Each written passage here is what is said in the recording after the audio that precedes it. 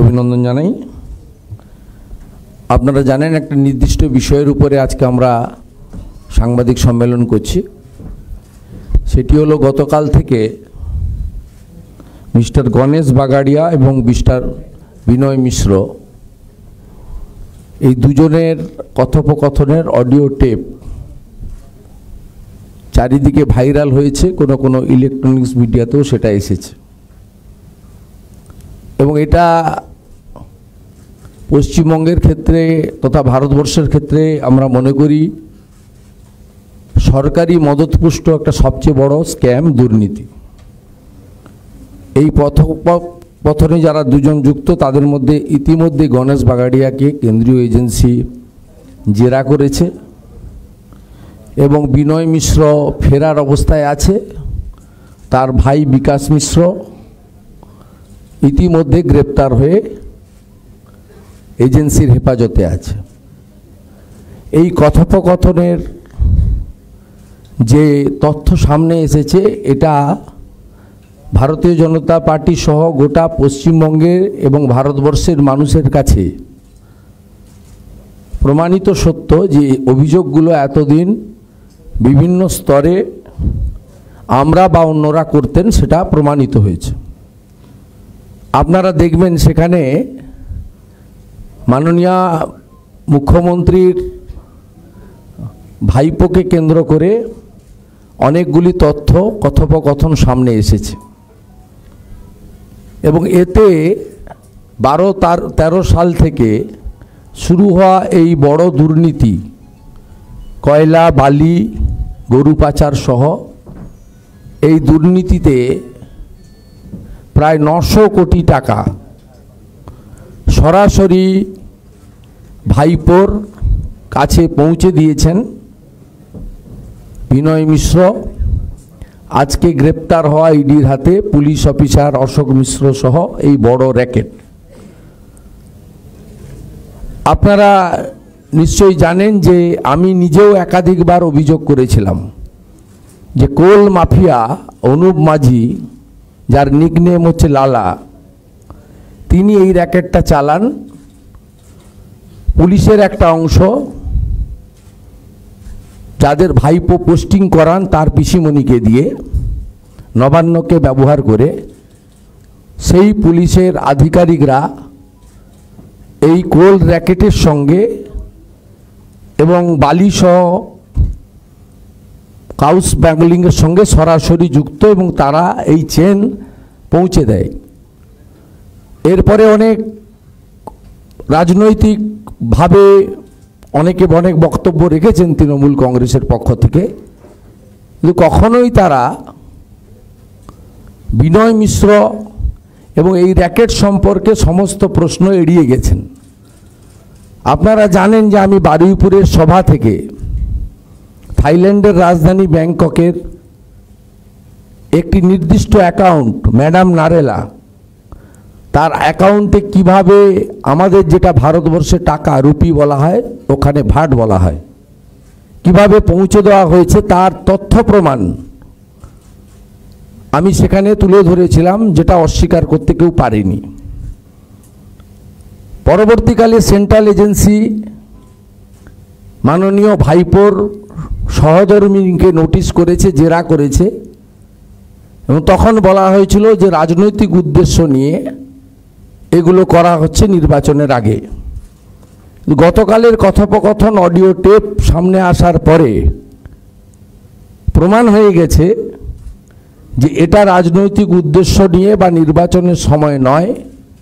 পশ্চিমবাংলার ইতিহাসে, পশ্চিমবঙ্গ সৃষ্টির ইতিহাসে রাজ্য সরকারের মদতপুষ্ট, স্টেট স্পন্সর সবচেয়ে বড় ম্যাল প্র্যাকটিসেস এবং corruption by the blessings of the Honorable Chief Minister of West Bengal, Miss Mamata Banerjee, her nephew, he is the main architector এবং বাকি যারা সাপ্লাই লাইনে সাপ্লাই দিয়েছেন তারা হচ্ছেন এর সাপ্লায়ার। আমরা দ্রুত জনগণের কাছে যেমন তুলে ধরলাম, এই দুর্নীতি, এই র্যাকেট বাংলার স্বার্থে, ভারতবর্ষের স্বার্থে এটা ইতি টানা দরকার বলে আমরা মনে করি। এবং আপনারা জানেন যে গণেশ বাগাড়িয়া একজন অরাজনৈতিক ব্যক্তি হতে পারে, কিন্তু এই বিনয় মিশ্রকে তৃণমূল কংগ্রেস প্রত্যেক দিন পালা করে বিভিন্ন নেতা নেত্রীকে দিয়ে সাংবাদিক সম্মেলন করান, কিন্তু বিনয় মিশ্র সম্পর্কে প্রশ্ন করলে তারা এড়িয়ে যান।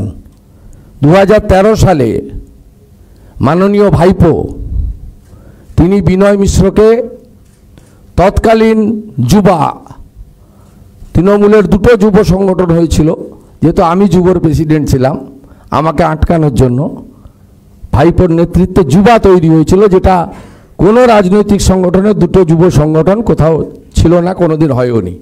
সেই যুবার তাকে করা হয়েছিল রাজ্যের ভাইস প্রেসিডেন্ট 2013 সালে। 2020 সালে 24শে জুলাই সন্ধ্যেবেলা যে প্রেস নোট আপনারা পেয়েছিলেন রাজ্য তৃণমূল যুব কংগ্রেসের নবগঠিত কমিটি, সেই কমিটিতে 8 জন সাধারণ সম্পাদক ছিলেন, তার মধ্যে 7 নম্বরে নাম ছিল আজকে সেন্ট্রাল এজেন্সির কাছে ফেরার বিনয় মিশ্র, যার ভাই বিকাশ মিশ্র গ্রেপ্তার হয়েছেন। এই বিনয় মিশ্রর সঙ্গে রাজনৈতিক পরিচয় তৃণমূল কংগ্রেস অস্বীকার করতে পারে না, এবং সেই কারণেই আপনাদের সমস্ত প্রশ্ন তারা সবসময় এড়িয়ে যান। বাংলার মানুষকে বুঝতে হবে যে কাদের হাতে তারা রাজ্যপাট দিয়ে রেখেছিলেন, এবং মাননীয় মুখ্যমন্ত্রী তিনি তার দায়িত্ব এড়িয়ে যেতে পারেন না, কারণ তিনি তার পার্টির অলিখিত বা লিখিত বলা যেতে পারে সেকেন্ড ইন কমান্ড করেছেন তার তোলাবাজ ভাইপোকে, এবং তিনি প্রশাসনকে কন্ট্রোল করেন, পুলিশের পোস্টিং করেন। এই আইসি অশোক মিশ্র আজকে যিনি ইডির হাতে গ্রেপ্তার হয়েছেন, তিনি ছিলেন পৌঁছে দেওয়ার আসল কারিগর। পুলিশের স্কট ভ্যান করে গাড়ি করে পৌঁছে দেওয়া হতো শান্তিনিকেতনে, এইভাবে টাকা তুলে পৌঁছে দেওয়া হতো, এবং প্রথম দিকে মাসে 15-20 কোটি করে টাকা অনুপ মাঝি এলিয়াস আপনার নিকনেম লালা তিনি দিতেন। পরবর্তী 2 বছর মাসে 35 থেকে 40 কোটি করে টাকা আজকে এখানে দেওয়া হয়েছে, পৌঁছে দেওয়া হয়েছে। এবং এদের সম্পর্কে যদি জানেন তাহলে দেখবেন যে বিনয় মিশ্র কলকাতাতে 8টার বেশি ফ্ল্যাট পারচেজ করেছে, এবং সব জায়গায় সিন্ডিকেট, এবং তার সিন্ডিকেটের পরিচালনার দায়িত্ব এরা ছিলেন। তাই আমরা পশ্চিমবঙ্গের জনগণের কাছে বলতে চাই যে আপনারা এই দুর্নীতিগ্রস্ত এই যে ব্যানার্জি পরিবার, তার নেতৃত্বে মুখ্যমন্ত্রী সরকারি ক্ষমতাকে অপপ্রয়োগ করেছেন। আজকে যে অভিযোগগুলো মঞ্চে দাঁড়িয়ে এতদিন ধরে আমরা করতাম, অন্যান্যরাও করতেন, মানুষের মধ্যে আলোচনা হতো, সেটা সত্যি পরিণত হয়েছে।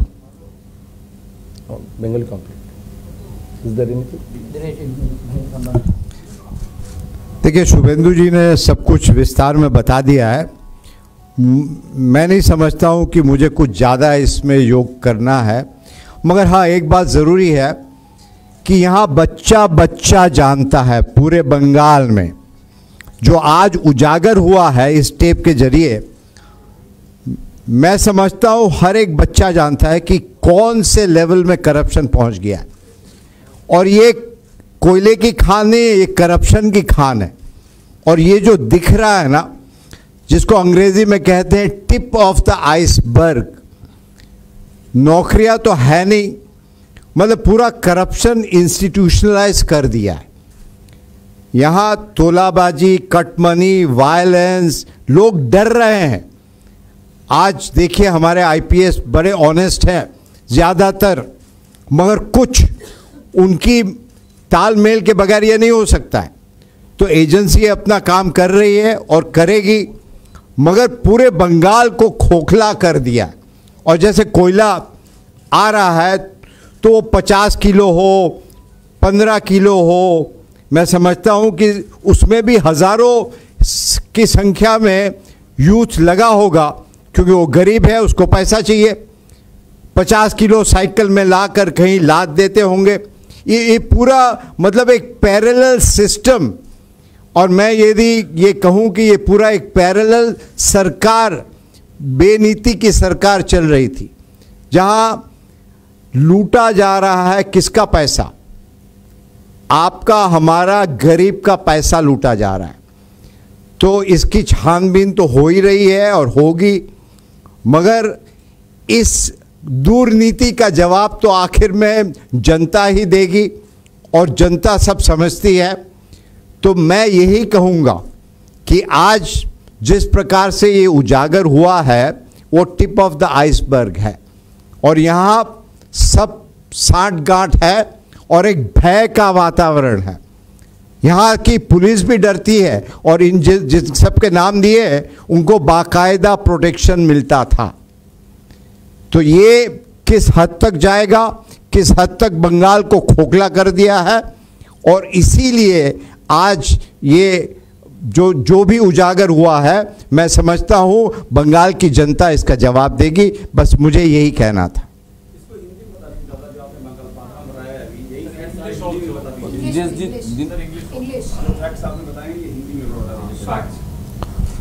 नो, जो करप्शन का उजागर हुआ ना, ये कोल रिलेटेड है।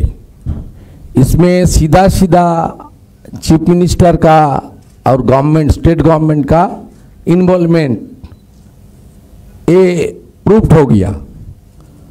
जो नेफ्यू है ममता बनर्जी का नेफ्यू एवं यूथ तृणमूल कांग्रेस का मुखिया, उसका जो रैकेट है, करीबी आदमी सब है। एक तो विनोय मिश्रा है, स्टेट तृणमूल यूथ कांग्रेस का जनरल सेक्रेटरी, उसका साथ एक बिजनेसमैन गणेश बागड़िया, जिसका खिलाफ गंभीर आरोप है। उसका जो ऑडियो खुलासा हुआ उसमें इस जो बिग करप्शन है ये पूरा बंगाल की और इंडिया के सबका सामने आया है।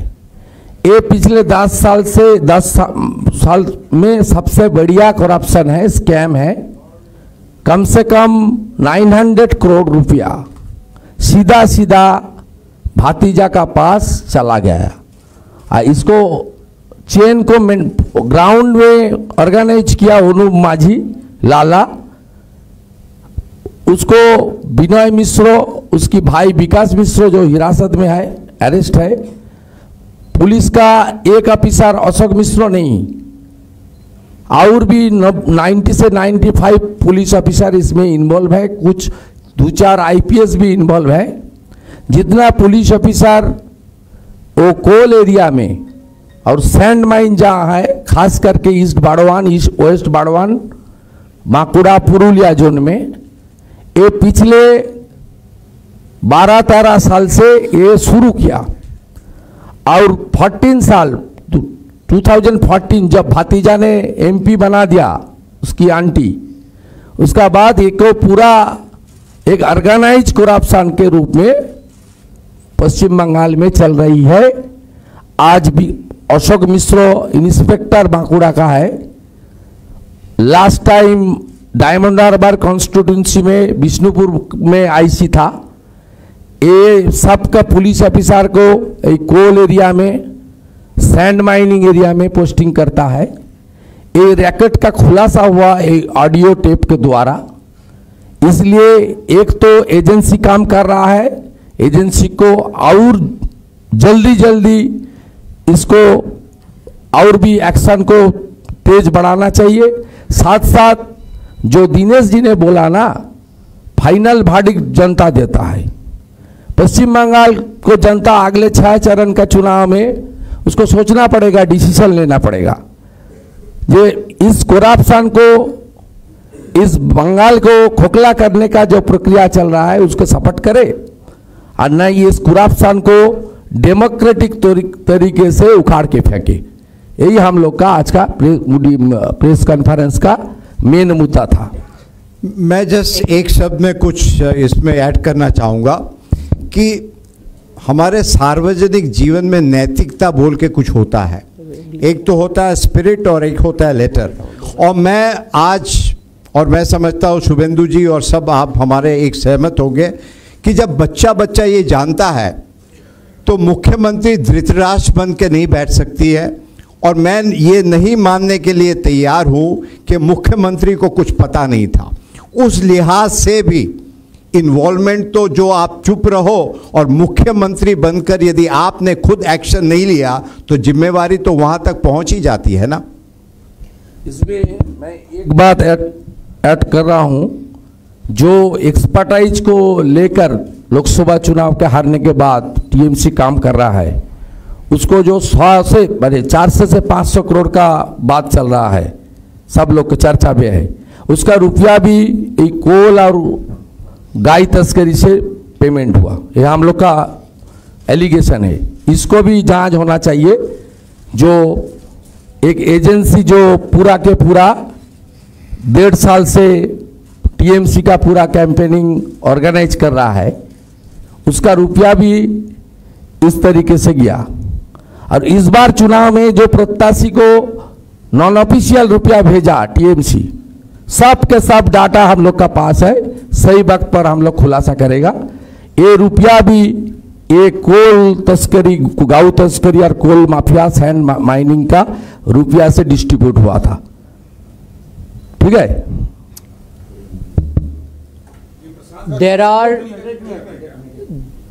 There are tapes which have emerged in the section of media between Ganesh Bagaria and Vinay Mishra, who is a close aide of Abhishek Banerjee, nephew of Chief Minister Mamata Banerjee. In these tapes, it comes to light that a large widespread syndicate was operating in the state of West Bengal under the patronage of Chief Minister Mamata Banerjee and her nephew. Monies to the extent of thousands of crores was extorted illegally through cow smuggling, coal mining, and human trafficking. It was going on unabated for almost a decade because it had the political patronage of the most powerful political leader of the state. Questions therefore are being raised. Did Mamata Banerjee actually look the other way while her nephew was presiding over these syndicates that were bleeding the state, and a large amount of illegal fund was being collected? It emerges from these tapes that money is up to 40 crore rupees per month was being sent to Abhishek Banerjee. It's a very large sum of money, and it refers only to cow smuggling. So you can imagine what the extent of syndicate operating in Bengal is. And every money that was illegally sent to Abhishek Banerjee was actually due to the people of the state, which they have been denied.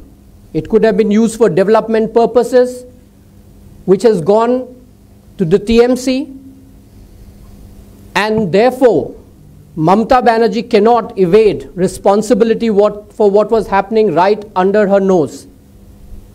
We would be naive to believe that Abhishek Banerjee was presiding over these syndicates and Mamata Banerjee did not know about it. Therefore, this is a question of morality. It's a question of agencies investigating the matter to its logical end, which will be done. But since we are in election season, it is important for the people of Bengal to realize that the Trinamool has been looting away the state, has been bleeding the state for their own personal aggrandizement. And that should be a matter of concern for all of us. And Mamata Banerjee has to come clean on it and explain how Abhishek Banerjee could run this syndicate without the involvement of the bureaucracy, the political system, and of course her own blessings. Thank you. প্রশ্ন শুধু tape সংক্রান্তই হবে, হ্যাঁ, অন্য কোনো প্রশ্ন নেবেন না। Jhelum করঞ্জয় ABP আনন্দ। বলছি যে টেপ সংক্রান্তে বাইরে করা যাবে না। না আমরা অডিও নিয়ে এখানে আজকে অডিও নিয়েই হবে এখন। কমিশন আজকে রিপ্লাই করেছে, এই মুহূর্তে একটা কমিশন রিপ্লাই করেছে, মমতা ব্যানার্জি যা করেছেন সেটা নিয়ে মমতার নিন্দা করেছেন, ভৎসনা করেছে কমিশন। আমি পাবলিক मीटिंग में बोले दो राजनीति जाती टेप से जुड़ा एक सवाल है जो आपने खुलासा किया है, उससे जुड़ा एक सवाल है मेरा।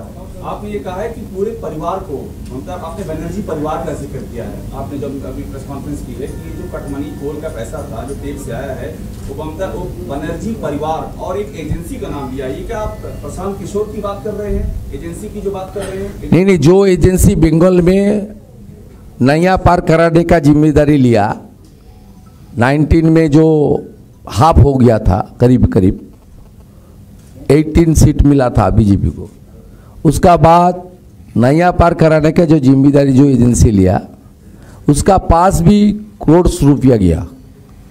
वो कोई है, मैं नाम नहीं बताता हूँ, सब लोग को मालूम है, समझदार का इशारा ही काफ़ी है। ये सब भी जांच में आना चाहिए, हम लोग का काम नहीं है। हम लोग उठा रहा है मुद्दा, उसको एजेंसी को काम करने दीजिए।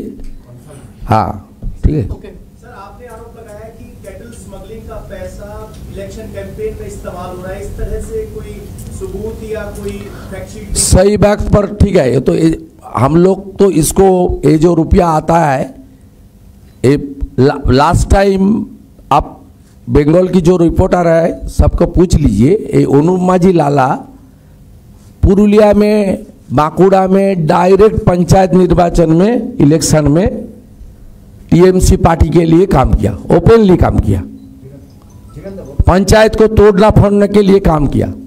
ये तो क्लियर है, ऑडियो निकलने के बाद टीएमसी और विनय मिश्र कौन है, ये तो यूथ तृणमूल यूथ कांग्रेस का जनरल सेक्रेटरी है, पूछ लीजिए उसको।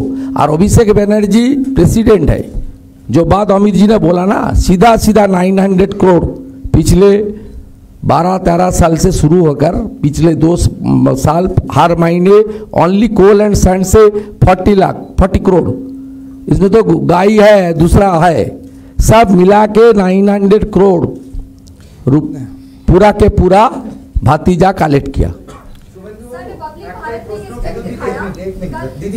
बांग्ला के दिन बांग्ला বিরোধীদের যারা তৃণমূল ইত্যাদি তাদের বক্তব্য যে আপনি তো দীর্ঘদিন দলে ছিলেন, মন্ত্রী ছিলেন, আপনি এটার ব্যাপারে সজাগ ছিলেন, তখন এই যে আমরা বলেছি আমাদের শুনুন ভিতরে আপনাকে বারে বারে বলেছি, আমরা মাননীয় মুখ্যমন্ত্রী দিদি যতদিন ছিলেন, দীনেশ ত্রিবেদী শুভেন্দু অধিকারী ছিল, দিদি যখন পিসি হয়ে গেছেন তখন আমরা ওনাকে ছেড়ে দিয়েছি এবং উনি সকলকে ল্যাম্প পোস্ট করে রাখতেন। আমি তো 19 ডিসেম্বর বলেছি অমিতজির সভায়, তারপরে 31 জানুয়ারি রাজীবজি বলেছেন, তারপরে দীনেশজি বলেছেন, একই কথা সাবকেশ্বরের মধ্যে আমরা ছিলাম, we all are lamp post.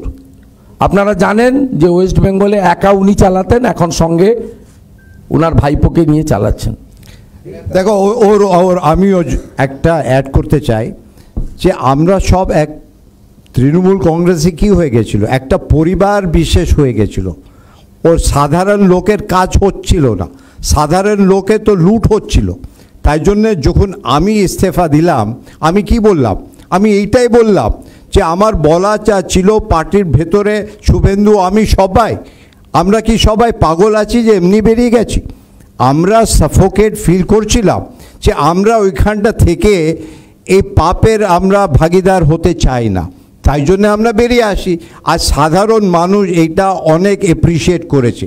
আমরা যদি না বেরোতাম তাহলে আপনারা জিজ্ঞেস করতেন যে আপনারা কেন বার হয়নি, এইটা বাস্তবিক। আর যে 900 करोड़ কথা বলছে, मुझे लगता है कि इसका जो आंकड़ा है ना बहुत ज़्यादा है।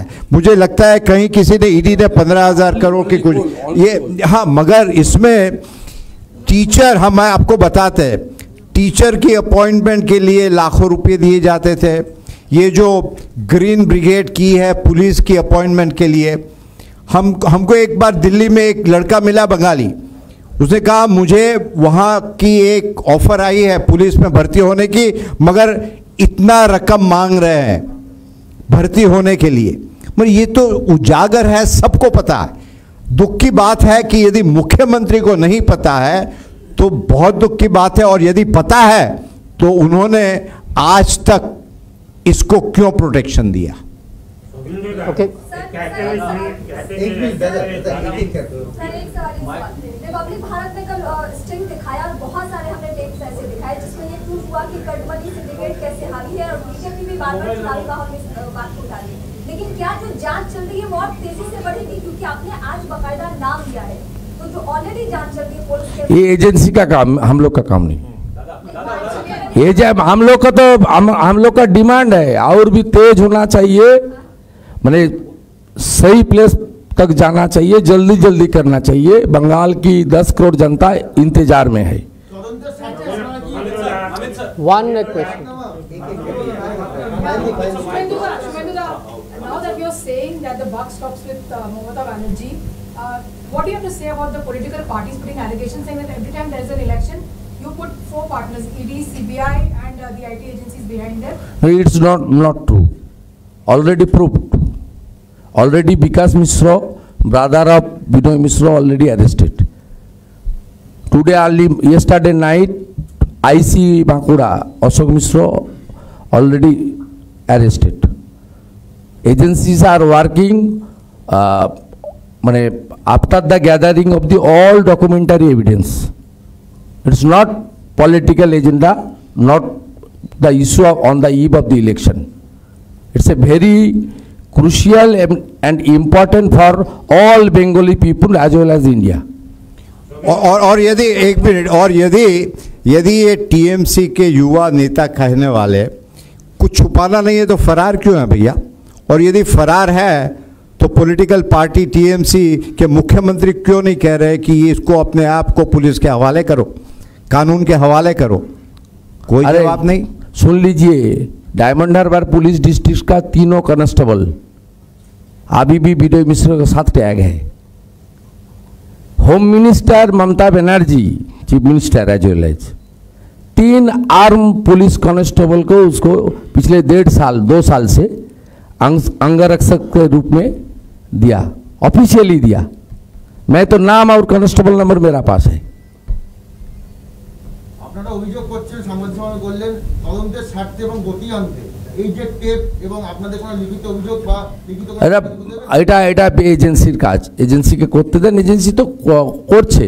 একটা ধারণা তৈরি করেছিল এই তোলাবাজ ভাইপোর যে র্যাকেট পুলিশের লোকেদের গায়ে হাত দিতে পারবে না, এই জন্য কোর্টে গেছিল রাজ্য সরকার। রাজ্য সরকার এই লোকগুলোকে বাধা দেওয়ার জন্য কোর্টে পর্যন্ত গেছিল। সেখানে ইডি আজকে একজন ইন্সপেক্টরকে অ্যারেস্ট করেছে এবং তাকে যখন কোর্টে ফরওয়ার্ড করবে অ্যাজ পার ল তাকে ডকুমেন্ট দিয়ে কেস ডায়েরি পাঠাতে হয়। সব কেস নিশ্চয় ডকুমেন্ট তারা গ্যাদার করেছে, এটা এজেন্সির ইন্টারনাল ম্যাটার, আমরা বলছি না। কিন্তু আজকে এটা প্রমাণিত হয়ে গেছে এবং অডিও টেপটা সামনে আসার পরে এখানে আর কোনো বিতর্কের জায়গা নেই।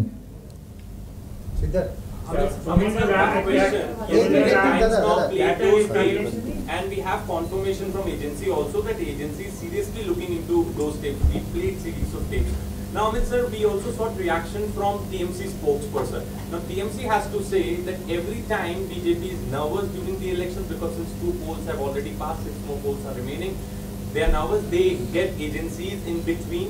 This is nothing but a political conspiracy because they are seeing that Abhishek Banerjee is the rising star in Bengal politics. People are backing him. So to malign him and to malign the Banerjee family, and now as Mr. Adhikari has also taken name of one agency helping them in contesting election. So it is just a political conspiracy, nothing else. Agency is doing investigation, but they have not found anything so far. So these tapes are nothing but a political conspiracy. How would you react to it? Is it the TMC's argument that the agencies should stop doing their work if elections are on? Secondly, this question must be asked of Mamata Banerjee, who is also the Home Minister of this state, that how come these people have had a free hand in operating these syndicates without getting challenged at any point in time? And lastly, if these conversations are not correct, then why is Vinay Mishra absconding? Why is it that he's evading the agencies? And these arrests in various syndicates have not happened now when the elections have arrived. they have been happening over a period of time. And therefore, the TMC should find better arguments to explain how they have been bleeding the state instead of blaming the agencies for doing their work. Thank you so much. No, I will